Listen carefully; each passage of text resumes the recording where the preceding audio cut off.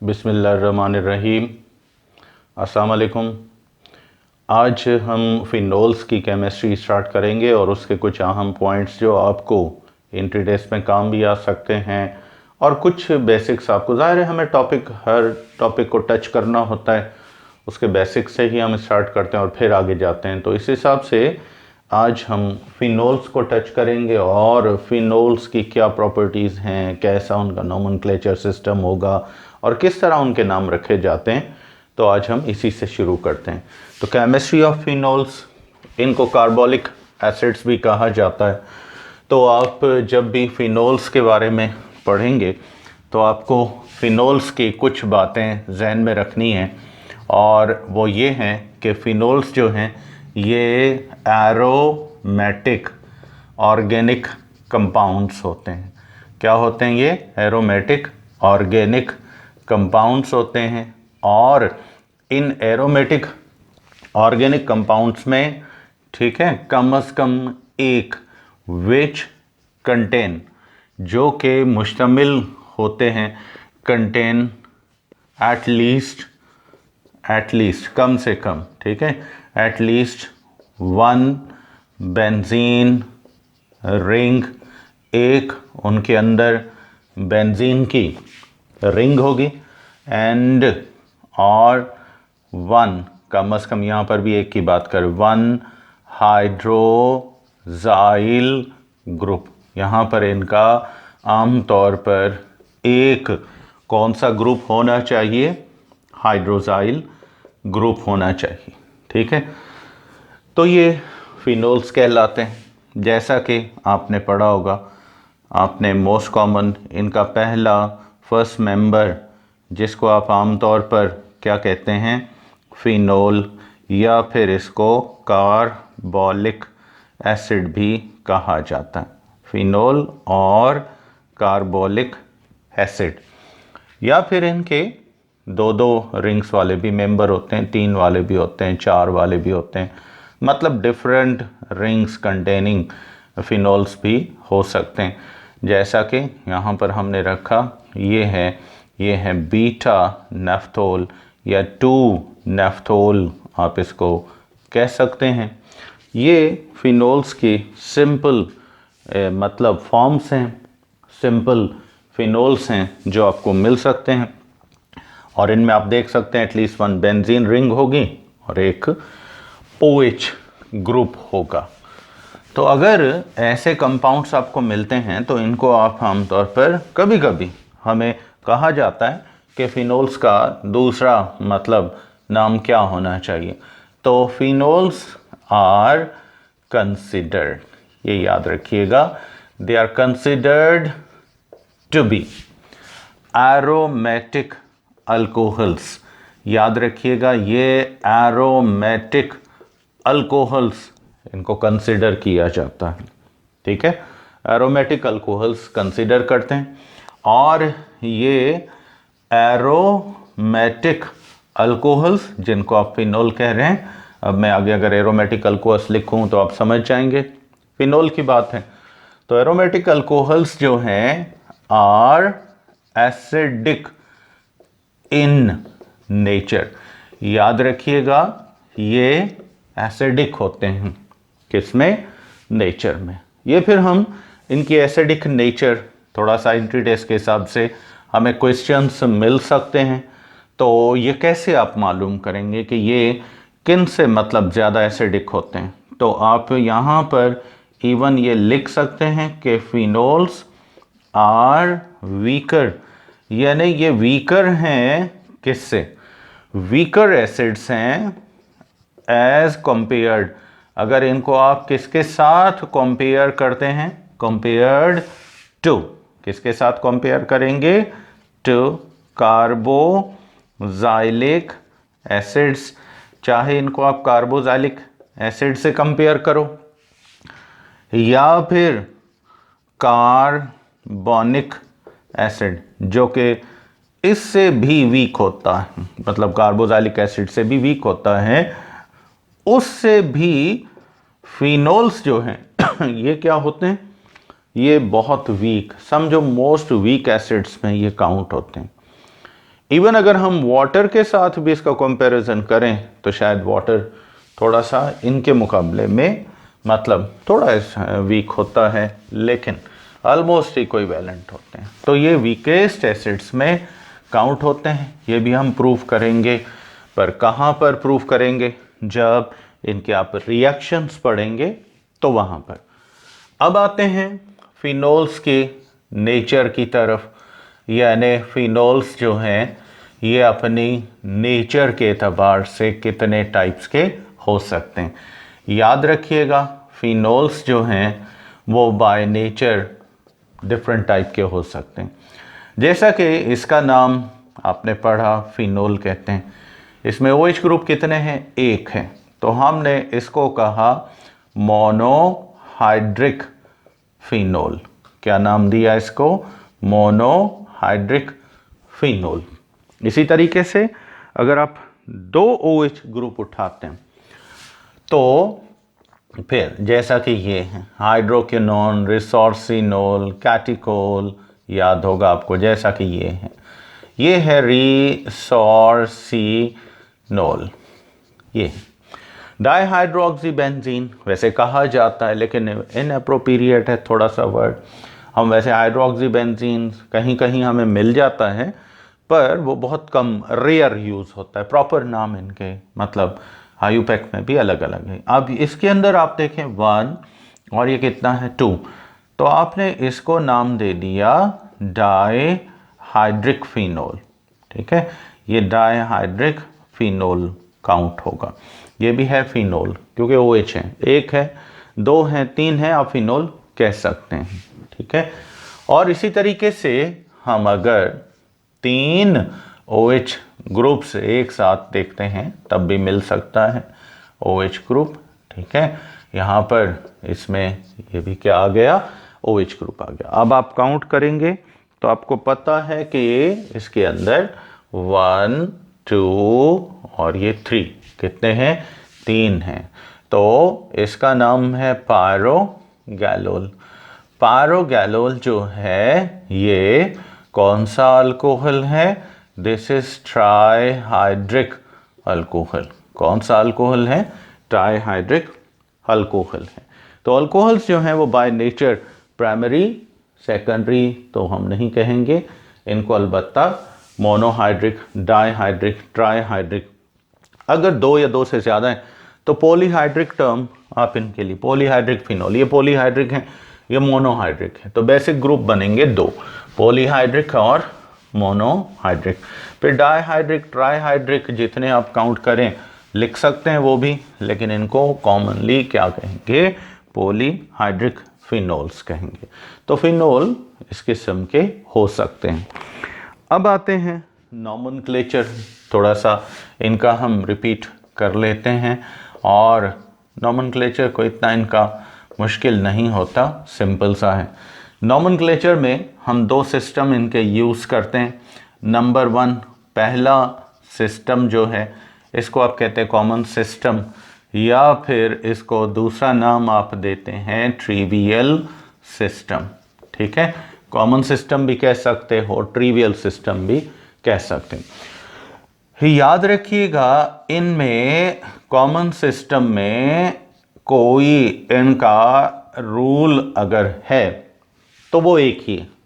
वो रूल क्या है कि हम आमतौर पर ये देखते हैं कि ये जो फिनोल्स हैं, ये आमतौर पर फिनोल्स जो हैं इनके पुराने ओल्ड ट्रिवियल नेम कौन से?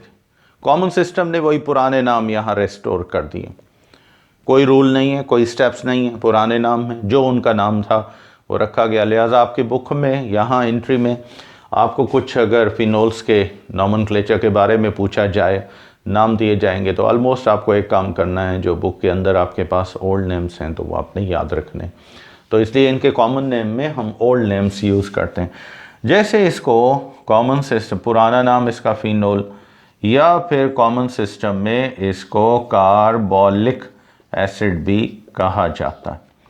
तो ये इसका है कॉमन नेम। पुराना नाम था, ओल्ड नाम था, ट्रिवियल नेम था, रेस्टोर कर दिया।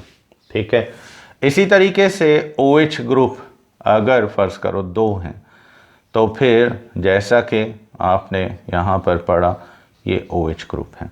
अब इसको आपने पुराने सिस्टम में इसका नाम क्या था, हाइड्रोक्विनोन, तो ये नाम दे दिया हाइड्रोक्विनोन का। इसी तरीके से ये डाइहाइड्रिक अल्कोहल और भी टाइप हो सकते हैं, जैसा कि आपको पता है कि यहाँ पर इसमें ये OH ग्रुप यहाँ पर आ गया तो आपने नाम दे दिया रिसोर्सिनोल। ये पुराना नाम है, ठीक है। कौन सा नाम है इसका, ये पुराना नाम है रिसोर्सिनोल, ये आप रख सकते हैं इसके लिए। तो इस तरीके से जनरली हम इनको, एक और भी इसका और भी है डाइहाइड्रिक अल्कोहल में, और वो कौन सा है ये देखें, यहाँ पर हमने क्या किया, ये OH ग्रुप यहाँ पे रख दिया। अब इसका नाम कैटकोल या कैटिकोल कहा जाता है इसको, तो ये भी आप लिख सकते हैं। तो ये कुछ अल्कोहल्स के, फिनोल्स के मतलब क्या हैं, ये कॉमन सिस्टम के पुराने नाम हैं और ये पर्टिकुलर चलते हैं। इनमें हम आमतौर पर कभी कभी डिफरेंट ग्रुप्स भी आ जाते हैं, जैसा कि आपको पता है OH के साथ हमने क्या लगा दिया, यहाँ पर हमने लगा दिया मीथाइल। क्या लगा दिया, मीथाइल। अब अगर मीथाइल ग्रुप आता है तो हम इसको जनरली क्या कहते हैं, इसको हम जनरली नाम देते हैं क्रेसोल का। किसका नाम देते हैं, क्रेसोल का। तो ये कंपाउंड जो है इसका, अब ऑर्थो पोजीशन से ये 2 आपको याद है, ये मेटा है और ये पैरा, इसको हम लिखेंगे ऑर्थोक्रेसोल। ऑर्थोक्रेसोल आप इसको कह सकते हैं, ठीक है। इसी तरीके से ये दूसरा भी बन सकता है, जैसा कि OH ग्रुप था, ये अब चला गया कहाँ पर, मेटा पोजीशन पर, तो मेटाक्रेसोल आप इसको कह सकते हैं, ठीक है। और अगर यही OH ग्रुप जो है कहाँ पर चला जाए, पैरा पोजीशंस पर आ जाए, तो आप इसको नाम क्या देंगे, पैराक्रेसोल। ये नाम भी आप इसको दे सकते हैं। तो मकसद ये है कि आप अगर मिथाइल ग्रुप रखते हैं OH के साथ, तो फिर आप इनको नाम क्रेसोल का दे सकते हैं। इसके बाद अगर ट्राईहाइड्रिक अल्कोहल्स हैं तो उनमें, ये तो डाईहाइड्रिक में भी आते हैं जो भी आपने पढ़े, ट्राईहाइड्रिक अल्कोहल्स में हम क्या करते हैं, इनके लिए अलग अलग नाम है, सबके एक ही जैसे नहीं होंगे क्योंकि पुराने नाम आपको बताया वही चल रहे हैं। तो ट्राईहाइड्रिक अल्कोहल्स में जैसा कि ये OH ग्रुप आ गया तो हमने इसको नाम क्या दिया, कैटिकोल। क्या नाम दे दिया, कैटिकोल नाम दे दिया। सॉरी, ये गलती हो गई, पायरोगैलोल। तो ये पायरोगैलोल जो है ये बन गया, ठीक है। इसी तरीके से अगर अब भी एक और ग्रुप आ जाता है, मिसाल के तौर पे आपने क्या किया, यहाँ पर भी अब आप डिफरेंट ग्रुप्स रख रहे हैं, OH ग्रुप नहीं रख रहे हैं। फ़र्ज़ करो आपने यहाँ पर डिफरेंट नाइट्रो ग्रुप्स रख दिए, तो अब इसको आप नाम क्या देंगे, इसका नाम है पिक्रिक एसिड। क्या नाम है इसका, पिक्रिक एसिड। क्योंकि पिक्रिक एसिड जो है इसमें NO ग्रुप्स जो हैं वो कितने हैं, 3 ग्रुप्स हैं। तो इस तरीके से इनको आप लिख सकते हैं। बाकी कुछ कॉमन मतलब सिस्टम में जिनके नाम हमें अगर नहीं मिलते, अगर हमें नहीं आते हैं, तो हम यूँ भी लिख सकते हैं। फ़र्ज़ करो आपने यहाँ पर देखा कि आपको इस कंपाउंड का, फिनोल का सिर्फ इतना पता है कि OH और बेंजीन रिंग को तो हम फिनोल कह रहे हैं, लेकिन यहाँ पर हमने लगा दिया क्लोरीन। तो अब इसका नाम क्या होना चाहिए, इसका नाम होना चाहिए ऑर्थो, क्योंकि ये ऑर्थो पोजीशंस हैं, ये मेटा पोजीशन है, बस ये याद रखो, ऑर्थो, मेटा और ये पैरा।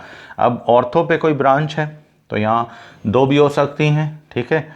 अब यहाँ पर लिखोगे ऑर्थो क्लोरो, ठीक है, ऑर्थो क्लोरोफिनोल, ये लिख सकते हो, कोई हर्ष नहीं, ठीक है। ये नाम भी आप इसको दे सकते हो। तो इस तरीके से ऑर्थोक्लोरोफिनोल। अब हमें फ़र्ज़ करो इसका नाम पुराना याद नहीं है, भाई कौन सा होगा हम नहीं जानते, हमने क्या किया, मेटाक्रेसोल फ़र्ज़ करो आपको याद नहीं आ रहा, आप यूँ लिख सकते हो मेटा मिथाइल फिनोल, ये आप यहाँ पर कॉमन सिस्टम में ये लिख सकते हो, ठीक है। मेटा मिथाइल फिनोल, या फिर इसका जो कॉमन नेम क्रेसोल है वो लिखा जा सकता है। तो इस तरीके से आप इनको लिख सकते हैं। अब एक और हम लेते हैं, फ़र्ज करें OH ग्रुप्स हैं, भाई हमें उसका नाम का नहीं पता, हमें नहीं पता कौन सा नाम है उसका, तो हमें सिर्फ ये मिला OH, ठीक है। अब इसका कॉमन सिस्टम में आप नाम लिखना चाहते हैं तो आप यूँ लिख सकते हैं मेटा हाइड्रोजाइल या हाइड्रोक्सी फिनोल, ये आप यहाँ पर लिख सकते हैं। बाकी कॉमन नेम इसका हमें पता है कौन सा है, रिसोर्सिनोल, रिसोर्सिनोल ये इसका नाम है, तो ये भी लिखा जा सकता है। तो आपने देखा कि ये जो मतलब सिंगल बेंजीन रिंग वाले थे, पुराना सिस्टम, पुराना नोमेनक्लेचर, पुराने नाम जो थे वही यहाँ पर रेस्टोर कर दिए जाते हैं। इनके लिए कोई अलग से सिस्टम मौजूद, मतलब सिस्टमैटिक यही है। अब आते हैं, अगर इन केस यहाँ पर 2 रिंग्स आती हैं, मोर देन 1 रिंग है, तो फिर कॉमन सिस्टम क्या कहता है इनके बारे में? कॉमन सिस्टम कहता है कि आपने, अगर ये नेफ्थलीन है, क्या है, नेफ्थलीन रिंग है, अब उसमें क्या आ गया है, OH ग्रुप आ गया, तो आप क्या करेंगे, यहाँ पर आप लिखेंगे नेफ्थ, ठीक है, LENE काटते हैं, ठीक है, ENE काटते हैं, बस उसकी जगह क्या रख दें, LENE की, इसको काट दें, OL रख दें। लेकिन यहाँ पे ये फर्स्ट कार्बन है, इसको अल्फा, सेकेंड को बीटा, फिर उसके बाद गैमा, फिर डेल्टा, ओयोटा, ओमेगा, एप्सिलॉन, ईटा, ये लिख सकते हैं। तो अब इसका नाम OH ग्रुप, चूँकि अल्फा कार्बन पर आ रहा है तो अल्फा नेफ्थोल कह सकते हैं।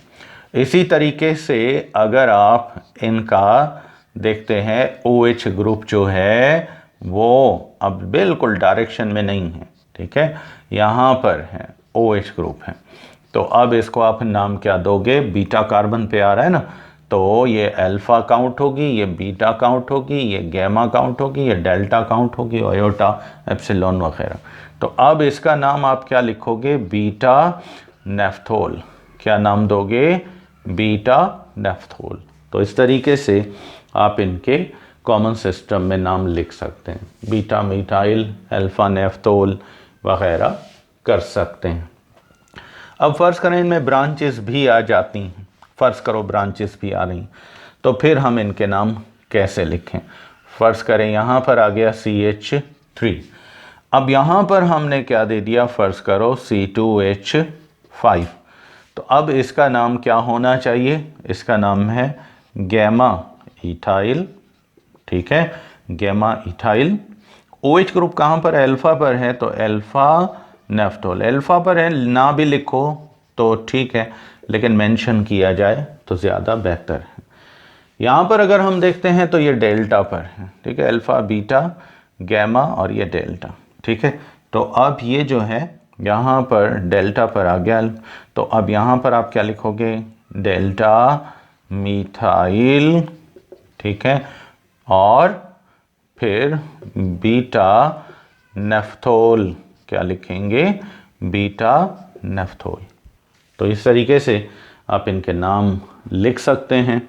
तो इनमें यहाँ पर अल्फ़ा, बीटा, गैमा, तो ये गैमा पर आ गया, ये डेल्टा पर आ गया, तो ये गैमा इथाइल और वो अल्फ़ा मिथाइल नेफ्थोल हो गया।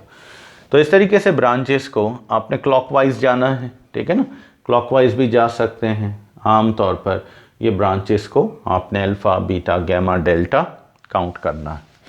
तो ये तरीक़ेकार कॉमन सिस्टम का है। अब आते हैं, इन केस अगर हमें आयुपेक सिस्टम में नोमेनक्लेचर दिया जाए, हमसे पूछा जाए भाई आयुपेक सिस्टम जो है नोमेनक्लेचर का वो क्या कहता है। आयुपेक भी इस चीज़ को मानता है कि भाई बेस जो है, पहला कंपाउंड जो है, इसको आपने क्या करना है, आपने यहाँ पर जहन में रखना, ये OH ग्रुप जो है ये अगर बेंजीन रिंग के साथ अटैच है तो इसका नाम फिनोल, आयुपैक भी कहता है इसको आप फिनोल ही कहो। अगर इसमें यहाँ पर 2 बेंजीन की रिंग्स हैं, कितनी रिंग्स हैं? 2 रिंग्स हैं। तो अब ये कह रहा है कि इनको देखो, अब यहाँ पर इसका नाम भी नेफ्थलीन था, अब इसको आप नेफ्थोल कह दो। ठीक है, क्या नाम दे दो? नेफ्थोल दे दो। एंथ्रासीन था तो एंथ्रासियोल दे दो। ठीक है, इसी तरीके से पायरीन था तो पायरोल नाम दे दो। नाम यही रखोगे। तो 2 बेंजीन रिंग वाला नेफ्थोल कॉमन सिस्टम में भी, आयुपैक में भी, एक वाला फिनोल। कहीं कहीं हमें कुछ, मतलब ये रेयर है, मिलेगा नहीं इतना ज़्यादा, कुछ बुक्स में आपको मिल सकता है हाइड्रो ऑक्सी बेंजीन, ये नाम मिल सकता है, लेकिन ये रेयर है, यूज़ नहीं होता, बहुत कम। पुराने सिस्टम्स में कहीं हमें, या कुछ इरेगुलर जो बुक्स हैं उनमें मिल सकता है, लेकिन बहुत रेयर है, कम यूज़ होता है। और इसके बाद यहाँ भी, इसको भी हम कहीं अगर हमें मिल जाए हाइड्रो ऑक्सी नेफ्थलीन, तो आपने ये समझ लेना है कि किसकी बात हो रही है? नेफ्थोल की। तो वैसे ये यूज़ नहीं होता, ये सिस्टम बहुत रेयर है, प्रॉपर सिस्टम ये है, तो ये नाम आपको मिल सकते हैं। तो अब रूट वही है जो कॉमन सिस्टम में था, फ़र्क सिर्फ किस चीज़ का आ रहा है? अब फ़र्क आएगा ब्रांचेस का। तो ब्रांचेस में हमने देखना है, तो आपने ब्रांचेस को कैसे प्रेफर करना है। सपोज आपने यहाँ पर रख दिया क्लोरो ग्रुप, ठीक है, ब्रांचेस आ सकती हैं, OH भी आ सकता है, हम ऐसे नहीं कहेंगे कि नहीं आ सकता, वो भी आ सकता है। तो यहाँ पर अगर हम देखें तो ये ब्रांच आ गई, ये तो इसका मेन फंक्शनल ग्रुप है, नंबरिंग यहाँ से शुरू करोगे, ये जहाँ भी आएगा, यहाँ पर आएगा तो यहाँ से शुरू करोगे, यहाँ पर आएगा यहाँ से, यहाँ पर आएगा तो आपने नंबरिंग यहाँ से शुरू करनी है। आपने यहाँ से नंबरिंग करनी है, देखो 1 2 3, क्लॉकवाइज जाते हो तो ब्रांच को पोजीशन मिल रही है 3 पर।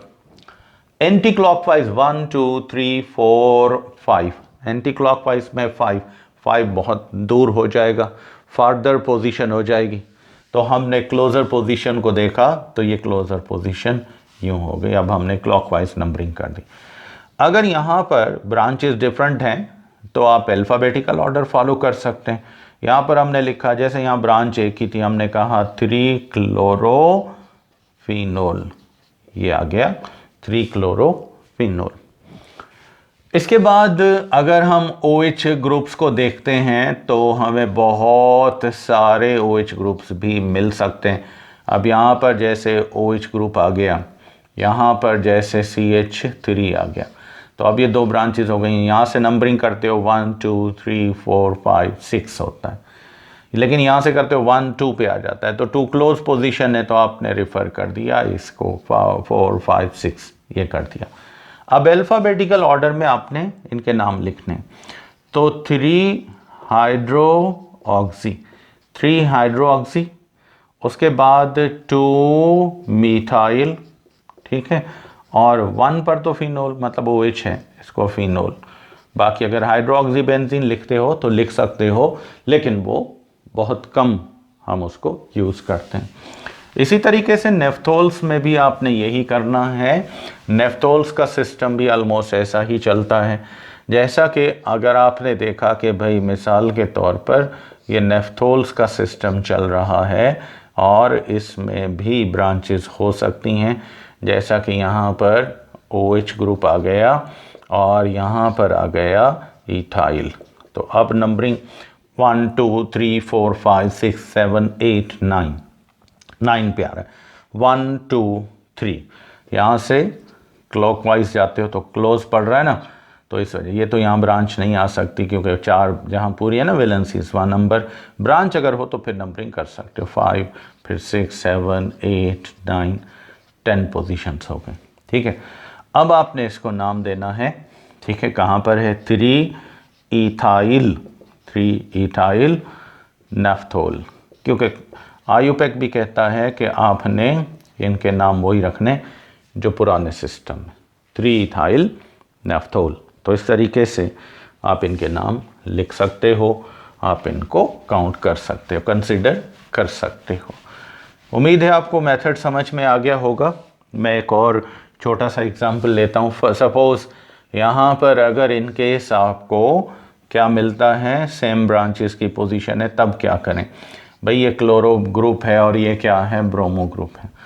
तो यहाँ पर देखेंगे more electronegative, more powerful branch किसकी है। वैसे यहाँ पर हम अल्फ़ाबेटिकल ऑर्डर भी कुछ सिस्टम्स में हमें मिलता है, अल्फ़ाबेटिकल ऑर्डर भी मिलता है कि आपने फिर नंबरिंग करनी है, तो यहाँ पर ये स्मॉलर ग्रुप जो होगा उसको आपने प्रेफर करना। आयुपैक कहता है स्मॉलर, इसका साइज़ बड़ा है इसका छोटा है, तो आपने मोर इलेक्ट्रोनेगेटिव स्मॉलर ग्रुप को प्रेफर किया। इसको नहीं करना क्योंकि ये हर सूरत में बड़ा ग्रुप भी है, लेस इलेक्ट्रोनेगेटिव भी है। तो इस हिसाब से अब नाम अलबत्ता आप अल्फ़ाबेटिकल ऑर्डर में लिखेंगे। 6 ब्रोमो, ठीक है, फिर 2 क्लोरो, ये हो गया, और आखिर में आपने क्या लिखना है, फिनोल, क्योंकि ये एक रिंग है तो आपने यहाँ पे लिख दिया फिनोल। तो इस तरीके से बच्चों ये नोमेनक्लेचर हम फिनोल्स का कर सकते हैं।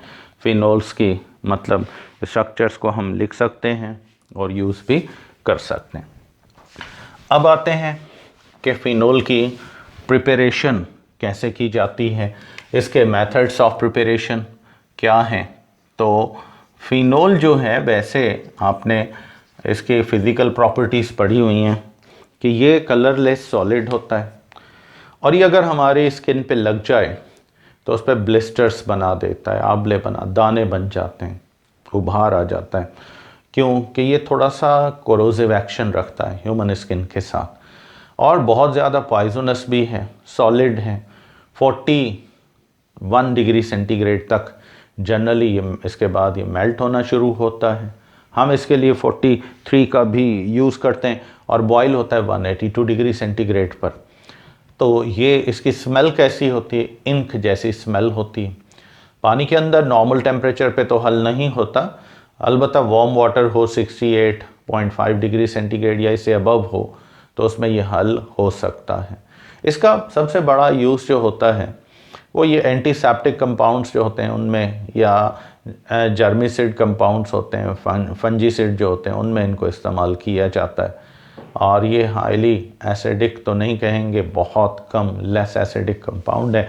तो बच्चों ये इसके कुछ प्रॉपर्टीज़ हैं। अब आते हैं इसके मेथड्स ऑफ प्रिपरेशन की तरफ, यानी अगर हम इसको प्रिपेयर करना चाहते हैं तो कैसे प्रिपेयर करेंगे। मेथड्स ऑफ प्रिपरेशन में अगर हम देखते हैं तो इनमें फर्स्ट मेथड जो है वो है फ्रॉम क्लोरोबेंजीन, यानी आप इसको क्लोरोबेंजीन में से बना सकते हैं, क्लोरोबेंजीन में से बना सकते हैं यूजिंग, यहाँ पर आप क्या यूज़ करेंगे, कास्टिक सोडा का सॉल्यूशन, और ये 10% सॉल्यूशन होगा, तो इसके ज़रिए आप ये बना सकते हैं।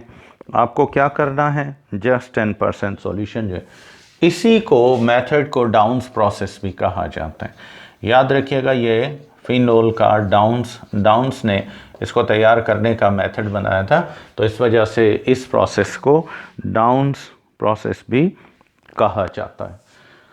यहाँ पर करते क्या है कि बेंजीन रिंग जो होती है, क्लोरोबेंजीन, ये लेते हैं और इसको ट्रीट करते हैं सोडियम हाइड्रो ऑक्साइड के साथ।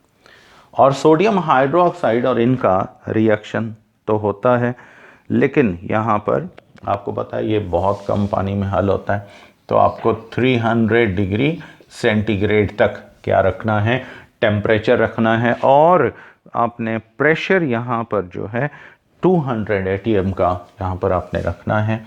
तो इस तरीके से 200 ATM प्रेशर पर ये रिएक्शन चलेगा।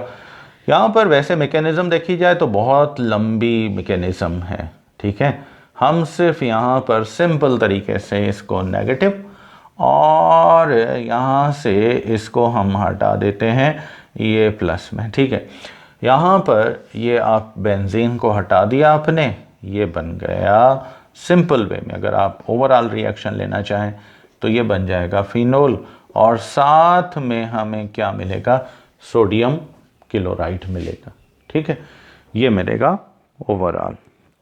बाकी अगर आप स्टेप बाय स्टेप जाना चाहते हैं तो फिर थोड़ा सा इस तरीके से होगा कि यूँ भी लिख सकते हो कि क्लोरोबेंजीन था, इसने रिएक्शन किया और ये क्लोरोबेंजीन अब सोडियम हाइड्रोक्साइड के साथ इसको ट्रीट कर रहे हैं, तो यहाँ पर OH अलग हो गया, फिर इसमें से प्रोटॉन अलग होगा, फिर ये सोडियम ऑक्साइड दोबारा बनेगा, ये क्लोरीन माइनस में, कार्बन प्लस में। अब देखो सोडियम ऑक्साइड इसके साथ अटैच करते हैं क्योंकि यहाँ से ये अलग हो गया, ठीक है। तो अब आप यहाँ पर देख सकते हैं कि हमें क्या मिल रहा है, ये बन गया सोडियम फेनॉक्साइड। ये फेनॉक्साइड आइन है क्योंकि ऑक्सीजन है, ये प्लस में था, ये माइनस में था, तो प्लस माइनस हो गया कैंसिल, सॉल्ट बन गया कौन सा, सोडियम फेनॉक्साइड। सोडियम फेनॉक्साइड का सॉल्ट बन गया और हाइड्रोजन और क्लोरीन मिले, इन्होंने क्या बना दिया, HCl। क्या बना दिया, HCl, ठीक है। अब दूसरा स्टेप, मैकेनिज्म अगर लिखना चाहो तो ऐसे करोगे, ओवरऑल लिखना चाहो तो ऐसे लिख सकते हो जैसे मैंने आपको पहले बताया, ठीक है। अब देखो सोडियम फेनॉक्साइड जो है ये दोबारा रीट्रीट होगा किसके साथ, इसको HCl से रीट्रीट करेंगे। ये फिर अनस्टेबल है, सोडियम प्लस में, फेनॉक्साइड में से ऑक्सीजन अलग, ये फेनॉक्साइड आयन बन जाएगा, फिनाइल एंड ऑक्सीजन, ठीक है, फेनॉक्साइड।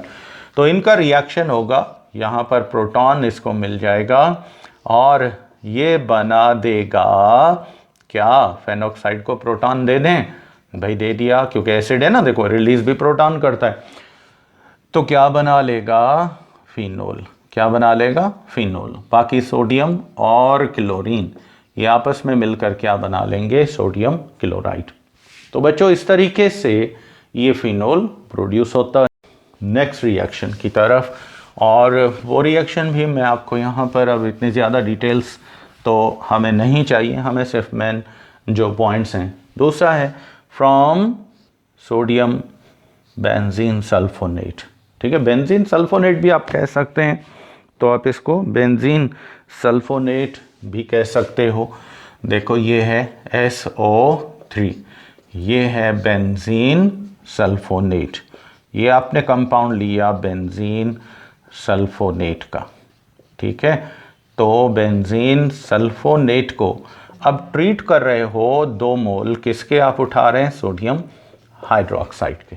किसके आप 2 मोल उठा रहे हो, सोडियम हाइड्रोक्साइड के, और इनको आपस में क्या करोगे, मिलाओगे। टेम्परेचर 25 डिग्री सेंटीग्रेड ही रखोगे, ठीक है। नॉर्मल टेम्परेचर पे इनका आपस में फ्यूज़न हो जाता है, रिएक्शन हो जाता, कॉम्बिनेशन हो जाती है 25 डिग्री सेंटीग्रेड पे, ठीक है, फ्यूज़न होता है।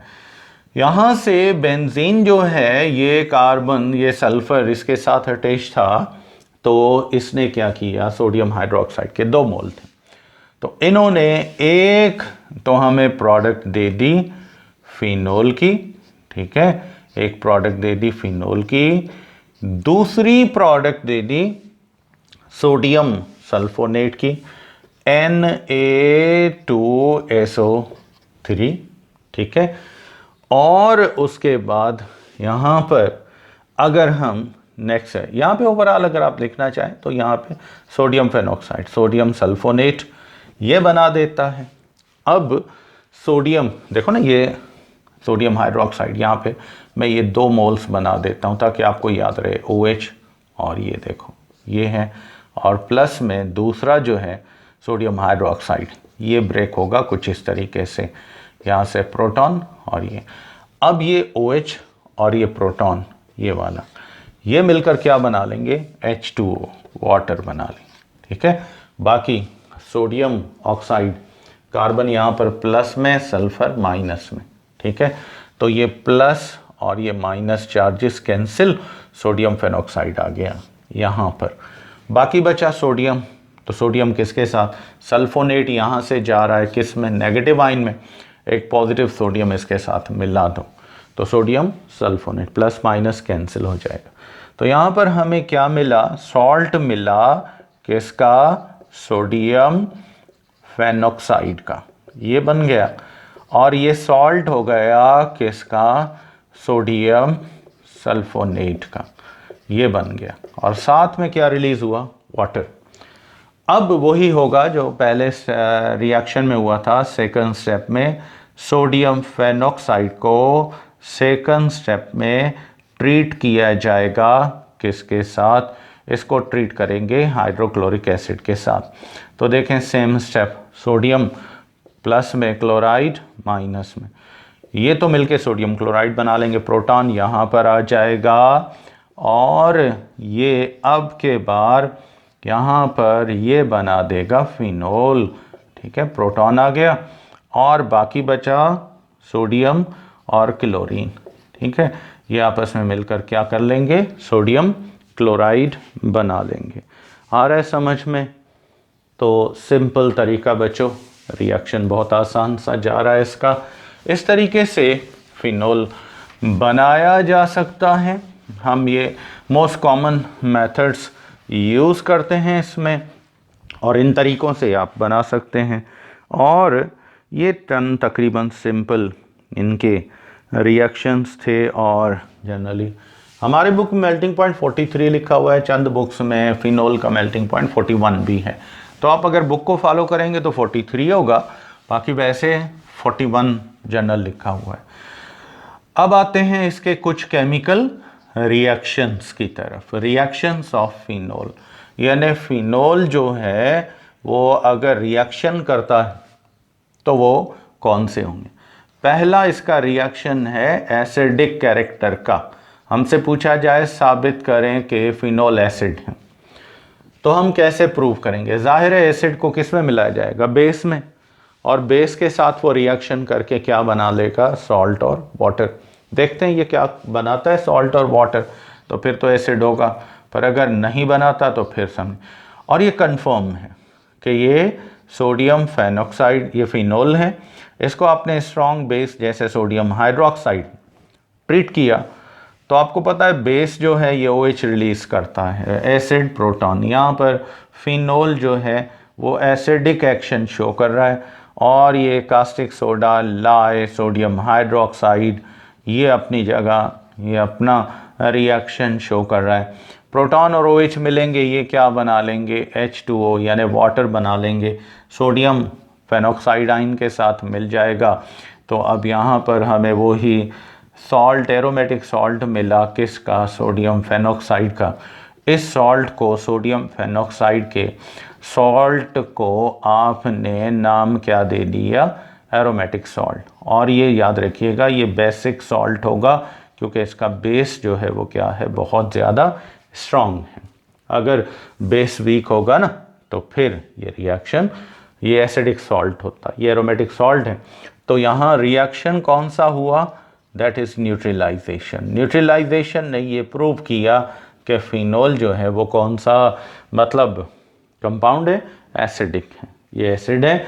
तो इस वजह से ये इसका रिएक्शन याद रखिएगा, आपको एसिड का बिहेवियर बताता है। यानी फिनोल जो है वो बाय नेचर एसिड है। प्रूव करें तो आप कैसे करेंगे? बहुत सिंपल सा तरीका। अब आते हैं इसके एक और अहम रिएक्शन की तरफ। एक और अहम रिएक्शन इसका जो है फिनोल का, उनमें सेकेंड रिएक्शन जो है वो है रिएक्शन विथ, किसके साथ है? With zinc dust, red hot. ठीक है, जिंक मेटल को मेल्ट करो, फिनोल को भी मेल्ट करो। अब वेपर्स जो हैं फिनोल के वो इस मतलब मेटल से पिघलने के करीब हो, रेड हॉट हो, इसके साथ इसको क्या करें? आपने ट्रीट करना है जिंक के साथ। तो यहाँ जिंक डस्ट आप ले रहे हैं और टेम्परेचर बहुत हाई रखना पड़ेगा, हीट इतनी देनी पड़ेगी कि ये क्या हो जाए? रेड हॉट हो जाए। क्या हो जाए? Red hot. जिंक की वैलेंसी आपको पता है 30 एटॉमिक नंबर है, 2 वैलेंसी है इसकी। तो यहाँ जिंक जो है काम करेगा किसका? रिड्यूसिंग एजेंट का। किसका काम करेगा? रिड्यूसिंग एजेंट का, इलेक्ट्रॉन डोनर का काम करेगा। यहाँ से फिनोल प्रोटॉन रिलीज करेगा, ठीक है ना, बाकी फेनॉक्साइड आयन, और फिर यहाँ से भी ये बॉन्ड टूटेगा। ऑक्सीजन 2 इलेक्ट्रॉन ले रहा है, याद रखना, एक ले रहा है हाइड्रोजन से, ये बॉन्ड भी तोड़ रहा है, ये बॉन्ड भी तोड़ रहा है, कार्बन से भी ले लिया और हाइड्रोजन से भी। अब समझो बॉन्ड टूट गया, ऑक्सीजन अलग हो गया, हाइड्रोजन अलग, बेंजीन रिंग अलग। तो इस बेंजीन रिंग के कार्बन को एक इलेक्ट्रॉन चाहिए, भाई ये भी जिंक ने दिया, दूसरा हाइड्रोजन को दिया, अगरचे बॉन्ड टूट चुके थे। अब ये इन्होंने जो इलेक्ट्रॉन ले लिए हैं कार्बन ने और हाइड्रोजन ने, इन्होंने तो पेयर कर दिया। जिंक लूज कर चुका है, अब बेंजीन बन गया, इलेक्ट्रॉन आ गया, सॉरी हाइड्रोजन आ गया, बाकी जिंक 2 इलेक्ट्रॉन लूज कर चुका है +2 में। ऑक्सीजन पर चार्ज है -2, तो ये कैंसिल, यहाँ क्या बनेगा, जिंक ऑक्साइड। तो इस तरीके से बच्चों ये बेंजीन और क्या बनाता है, जिंक ऑक्साइड। ये भी बेंजीन में आप पढ़ चुके हैं, आपको ज़्यादा डिटेल में लेकर जाने की ज़रूरत नहीं है। अब आते हैं इसका नेक्स्ट रिएक्शन, एडिशन रिएक्शन। थोड़ा फिर मैं आपको इनकी थोड़ी डिटेल और बता दूंगा। नंबर 3 जो है वो है एडिशन रिएक्शन। आपको पता है बेंजीन में जो रेजोनेंस स्ट्रक्चर्स हैं ना, वो इसको डिस्टेबलाइज करते जाते हाइब्रिड तक पहुंचते वक्त वो स्टेबलाइज होता है। तो इसकी डिलोकलाइजेशन को अगर रोक दिया जाए तो इसमें हाइड्रोजन ऐड हो सकता है, क्लोरीन ऐड हो सकता है। यहाँ पर हम हाइड्रोजन ऐड कर रहे हैं, तो देखते हैं फिनोल क्या बनाता है। फिनोल जो है इसके एक बेंजीन रिंग में 3 पाई बॉन्ड हैं, तो आप 3 मोल हाइड्रोजन के उठाएं, निकल कैटलिस्ट और एनी निकल हैं, और 150 तक टेम्परेचर रखें, तो इसके सारे ये जो पाई बॉन्ड हैं ये टूट जाएंगे, ठीक है ना। हर कार्बन को अपना एक 4th पाई इलेक्ट्रॉन मिल जाएगा, और जब इसको अपना पाई इलेक्ट्रॉन मिल जाएगा तो ये फिनोल जो है ये उस कार्बन के अनपेयर्ड इलेक्ट्रॉन के साथ क्या करेगा, अपना हाइड्रोजन एक इलेक्ट्रॉन पेयर करेगा। एक तो उसके साथ है, यहाँ पर सिर्फ नहीं है क्योंकि OH है, तो बाकियों के साथ ऑलरेडी एक हाइड्रोजन था पहले बेंजीन रिंग में, एक हाइड्रोजन लोन पेयर ये पाई बॉन्ड टूटने से इनके साथ अटैच हुआ है। ये जो मैं एक लिख रहा हूँ ना, ये पहले वाला है, पहले नहीं लिखा था, ये लिख दिया। अब बताएं ये क्या बन गया, अब ये बन गया साइक्लोहेक्सानोल। क्या बन गया, साइक्लोहेक्सानोल। ये एरोमेटिक अल्कोहल्स तो नहीं कहलाएगा, ये साइक्लिक अल्कोहल कहलाएगा, और ये बेस है, ठीक है, ये याद रखिएगा, ये साइक्लिक अल्कोहल, और ये बाय नेचर एसिडिक नहीं है, ये बेसिक होते हैं। तो इस तरीके से बच्चों ये हाइड्रोजनेशन इसकी होती है। बाकी रिएक्शन इसके जो हैं वो सेम हैं जो बेंजीन के हैं, जैसा कि हैलोजिनेशन बेंजीन में होती है ल्यूइस एसिड की मौजूदगी में, और आपने ऑर्थो पैरा मेटा डायरेक्टर्स पढ़े हुए हैं। तो अब हम इसका रिएक्शन नंबर 4 देखते हैं, वो है ब्रोमिनेशन। क्लोरीनेशन भी कर सकते हैं लेकिन बहुत स्लो होगी, ब्रोमिनेशन नॉर्मल टेम्परेचर पे होती है। तो OH ग्रुप आपने पढ़ा हुआ है, डायरेक्टर्स डायरेक्टिंग ग्रुप्स आपने पढ़े, याद हैं आपको, आपको पता है ये कौन सा डायरेक्टर है, ये ऑर्थो पैरा डायरेक्टर है। तो यहाँ पर ये जो है जब इसका रिएक्शन होगा तो ये हमेशा ब्रोमीन के इलेक्ट्रोफाइल को, क्योंकि आपको पता है इलेक्ट्रोफिलिक सब्स्टिट्यूशन रिएक्शन होते हैं बेंजीन में, इसमें भी इलेक्ट्रोफिलिक सब्स्टिट्यूशन रिएक्शंस होंगे रेजोनेंस स्ट्रक्चर्स की वजह से, डिलोकलाइजेशन की वजह से। तो यहाँ पर आप कोई भी ल्यूइस एसिड जैसे फेरिक ब्रोमाइड है, आयरन ब्रोमाइड यानी एल्यूमिनियम ब्रोमाइड, ये आप यूज़ कर सकते हैं। 3 मोल्स आपने उठाए, एक इलेक्ट्रोफाइल और दूसरा न्यूक्लियोफाइल, तो यहाँ से ये प्रोटॉन्स रिलीज होंगे, कार्बन पे चार्ज आ जाएगी नेगेटिव या फिर माइनस चार्ज, तो ये तीनों ब्रोमाइड यहाँ सब्स्टिट्यूट होंगे, और यहाँ से क्या हटा दिया आपने, यहाँ से आपने हटा दिया हाइड्रोजन को, उसकी जगह इलेक्ट्रोफाइल आ गया। तो ये तीनों कंसंट्रेटेड अमाउंट होनी चाहिए, तो फिर ये रिएक्शन होगा, ये प्लस में था कैंसिल हो गया और यहाँ पर भी आ गया। तो अब आप ये बताएं कि ये प्लस और माइनस कैंसिल, ये बन गया ट्राई ब्रोमोफिनोल, ये बना दिया आपने। साथ में हाइड्रोजन और ब्रोमीन ये आपस में मिले, इन्होंने क्या बना दिया, 3 हाइड्रोजन ब्रोमाइड के आइंस बना दिए। इस तरीके से इसकी ब्रोमिनेशन होती है और ये कंपाउंड्स प्रोड्यूस करता है। अब आते हैं इसके नेक्स्ट में नाइट्रेशन और फिर लास्ट होगा सल्फोनेशन। तो देखते हैं नाइट्रेशन इसकी फिनोल की कैसे की जाती है। नंबर 5th रिएक्शन होगा नाइट्रेशन। नाइट्रेशन दो तरह से होती है, एक डाइल्यूट के साथ भी होती है इसकी। नाइट्रेशन आपको पता है nitric acid nitro group produce करता है, नाइट्रोनियम आयन प्रोड्यूस करता है, यही नाइट्रेटिंग एजेंट है यहाँ पर जो है नाइट्रिक एसिड। तो ये फिनोल आमतौर पर अगर आपने क्या लिया, डाइल्यूट आप उठाते हैं, क्या उठाते हैं, डाइल्यूट अमाउंट है नाइट्रिक एसिड की, ठीक है, 2 मोल हैं, फिनोल के भी 2 मोल हैं, तो आपने लिया। तो यहाँ पर रिएक्शन कुछ आपको पता है, यहाँ इनका प्रोटोनेटिंग एजेंट कौन है, सल्फ्यूरिक एसिड है, कंसनट्रेटेड है, ये डाल दिया, कैटलिस्ट आपने इसमें ऐड कर दिया। अब इसको आपने रूम टेम्परेचर पे भी रिएक्शन इसका हो सकता है। तो देखें 1 मोल जो फिनोल का है उसमें से रिलीज होगा हाइड्रोजन, कहाँ से, ऑर्थो पोजीशन से, दूसरे में से कहाँ से रिलीज होगा, पैरा पोजीशन में से। तो इस तरीके से आपको यहाँ 2 प्रोडक्ट्स मिलेंगे।